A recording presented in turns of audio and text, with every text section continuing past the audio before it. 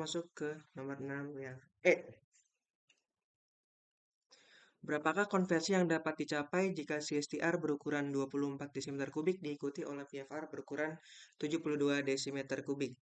Oke, kita gambar dulu biar kebayang. Pertama dia masuk ke CSTR dulu. Dari CSTR dia masuk ke PFR.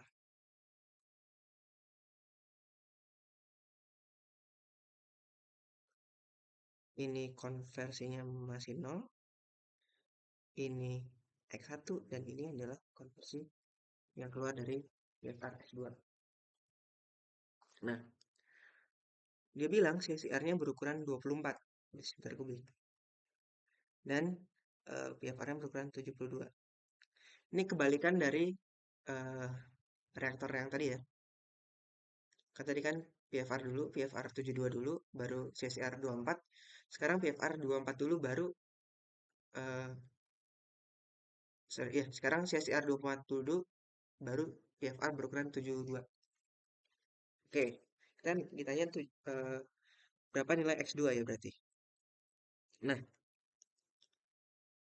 pertama kita lihat dulu nih, ketika volume CSTR dari konversi 0 itu adalah 24, artinya kan di sini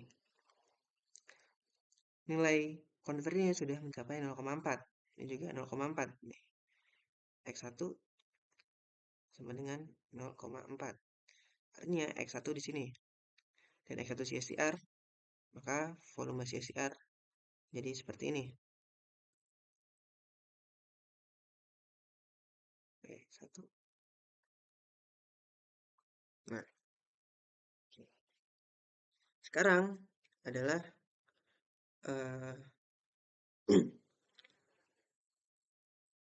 kita ingin menentukan volume PFR yang berukuran 72 desimeter kubik. Nah, apakah volume PFR 72 desimeter kubik mampu mengonversi sampai 0,6? Ya, kita hitung. Tadi sudah kita hitung, luasan ini adalah 12 desimeter kubik. Maka untuk PFR pasti konversinya keluar dari PFR itu lebih dari 0,6. Mungkin ada di sini, ada di sini, mungkin di sini, kita nggak tahu. Tapi yang jelas lebih dari 0,6. Nah, untuk mencapai 0,6 diperlukan volume PFR sebesar 12 ya. 12 desimeter kubik. Sementara kita punya 72 desimeter kubik. Oke. Volume yang kita punya kan 72 desimeter kubik. Untuk sampai 0,6 itu kita memerlukan 12 desimeter kubik. Maka sisa volume PFR yang kita punya adalah 60 desimeter kubik. Nah, 60 desimeter kubik lah, 60 desimeter kubik inilah yang kita tebak-tebak nih di sini. Apakah di sini, atau di sini? Karena kan volume dari PFR sama dengan luas di bawah kurva ya. Nah, gimana cara kita nebaknya?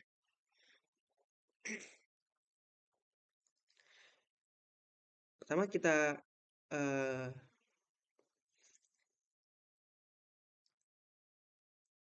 masukkan dulu ya rumus dari PFR. Ini kan bentuk trapesium, ya kan? Bentuk trapesium, trapesium, trapesium. Tebaklah misalnya kita bilang ada di sini nih konversinya misalnya. Konversi X2 ada di sini misalnya. Tapi kita nggak tahu nilainya berapa. Misalnya ada di sekitaran ini. Nah, berapakah volume ini? Atau luas area ini? Atau volume CSTR-nya? Nah, maka dapat kita hitung dengan luas dari trapesium, ya kan? Luas dari trapesium kan? Luas dari trapesium sama dengan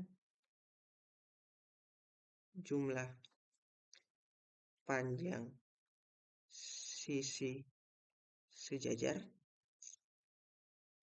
kali tinggi dibagi dengan 2.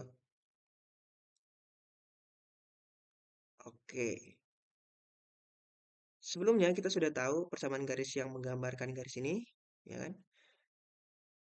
FA0 per min RA sama dengan 900 X min 480. Nah, artinya untuk mencapai sorry, nilai tinggi dari ini adalah ini kan 900x min 480 karena ini adalah sumbu y, F0 per min R kan sumbu y. Oke. Nah, jadi kita bisa masukin aja F0 per min R-nya ke dalam persamaan trapesium. Jumlah sisi sejajarnya kan tadi ini ya. Pertama di sini jumlah sisi sejajarnya kan ini tambah ini. Pertama ini kan tadi panjangnya adalah 60. Kita dapat dari sini kan 60. Di 0,6 nih 60.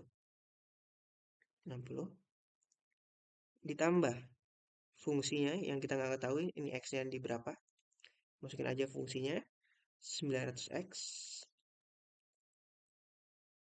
Kita bilang ini x2 lah ya yang keluar dari sini. X2 dikurang 480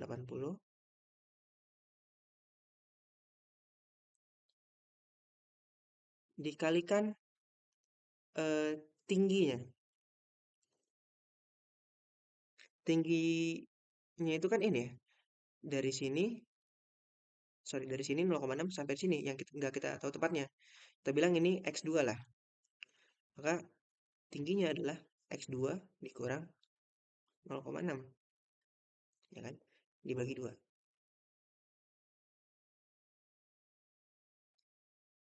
Dan volumenya adalah 60. Volume sisanya adalah 60 di sini. Karena 12-nya udah kita pakai di sini kan untuk sampai 0,6. Oke, kita masukin sini 60. Nah, ini persamaan kita solve ya, kita dapat kita tulis di sini aja bahwa x2 sama dengan 0,9 ya. Sama x2 0,9. Ya. Ini adalah x2 yang memungkinkan 0,9. Jadi, untuk mencapai konversi 0,9 diperlukan pertama CSTR dengan volume 24 desimeter kubik dan PFR dengan volume 72 desimeter kubik. Nah, volume dari PFR maka kita gambarkan adalah ini dari 0,4 sampai 0,8. Dengan untuk sampai konversi di 0,6 itu hanya perlu 12 desimeter kubik ya, 12 desimeter kubik. Dan sisanya itu memerlukan 60 desimeter kubik untuk mencapai 0,9. V2 adalah volume PFR. Gitu. Nah, kita bisa lihat bahwa ukuran reaktor, bukan ukuran, urutan reaktor itu berpengaruhi nilai konversi yang kita peroleh. Ya kan? Pada sebelumnya, jika urutannya adalah PFR dulu baru CSTR, konversinya kita dapat 0,64. Nah, tapi kalau misalkan urutannya CSTR dulu baru PFR, kita mencapai konversi 0,9. Nah, tentu saja kita lebih milih konversi yang tertinggi. Jadi ketika kita menyusun rangkaian reaktor, perhitungannya adalah bergantung sama kurva Levenspiel plotnya. Ketika dia menurun, ya kan? Ketika dia menurun, pilihlah reaktor CSIR dan ketika volumenya meningkat, pilihlah reaktor PFR gitu. Untuk mencapai konversi yang lebih tinggi atau volume reaktor yang lebih kecil dengan konversi yang sama.